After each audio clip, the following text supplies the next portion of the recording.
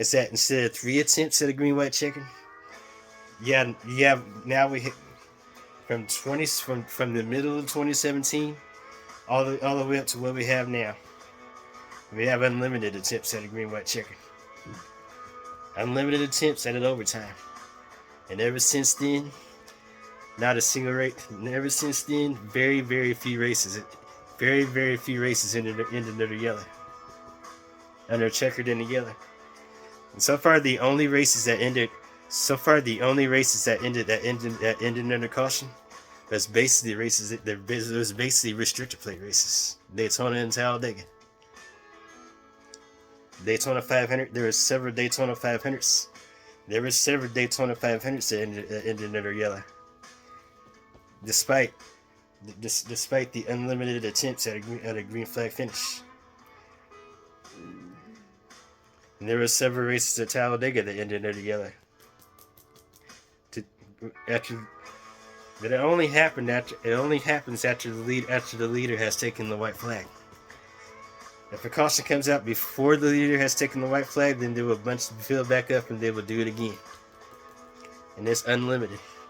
And unlike 2010, no 3 attempts. It's unlimited. They have as many overtimes as they want. As many overtime finishes as they want.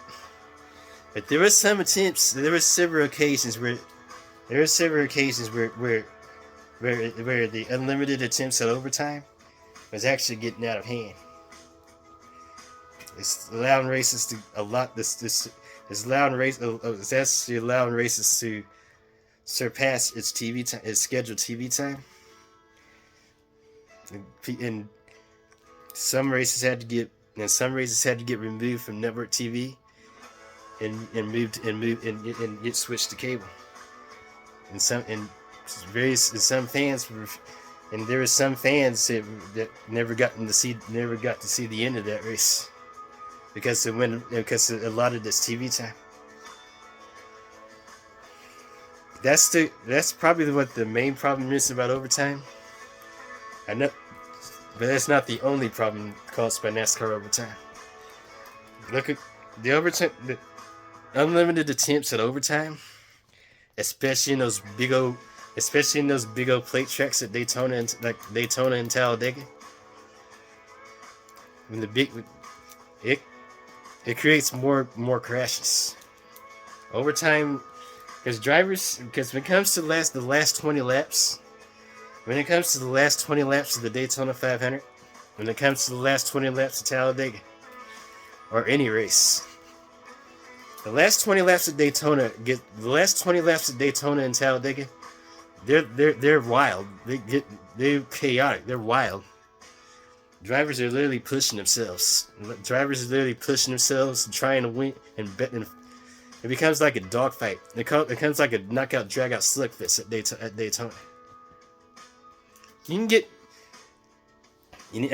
get an example, and because of the knockout, drag out 20 laps, and because of the knockout, drag out slugfest at Daytona with 20 laps to go, or even with 10 laps to go, the last place the driver that's 30th or worse can actually still win the Daytona 500.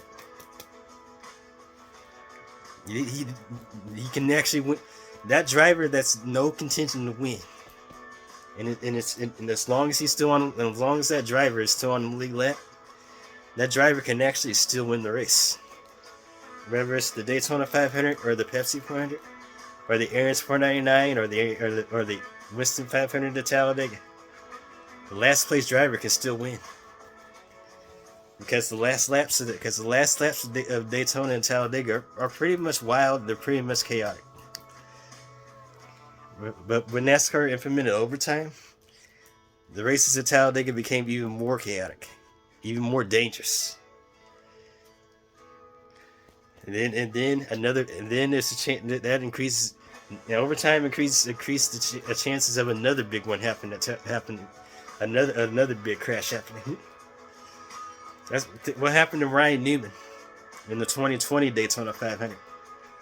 Because of overtime, Ryan Newman had a scary accident. Ryan Newman almost had a near fatal accident at Daytona in 2020. on the last lap, had the last lap for the 2020 Daytona 500, which was won by Denny Hamlin. Ryan Newman's car went airborne, flipped over, and another car slammed into the driver's side. Ryan Newman's car, and it was just overturned. Ryan Newman's number 6 rested in the apron accident pit road at Daytona. Ryan Newman was out with a concussion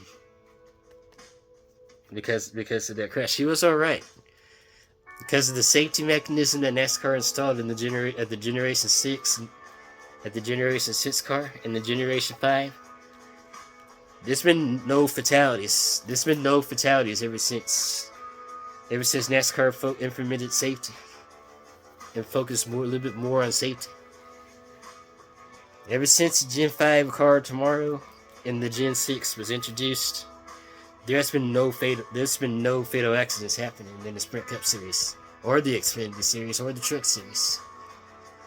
And because of the key safety features of the Gen 6 car, Ryan Newman was able to walk away from that accident. He was not fatally injured. I mean, yes, he did suffer an injury after that crash. But the injury, but he was able to get back into. He was able to finish that season in 2020, thanks to the safety features of the Gen 6. Ryan Newman was able to walk away.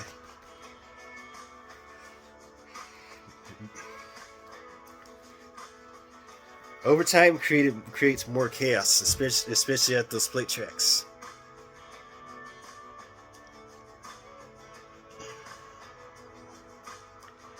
Overtime creates.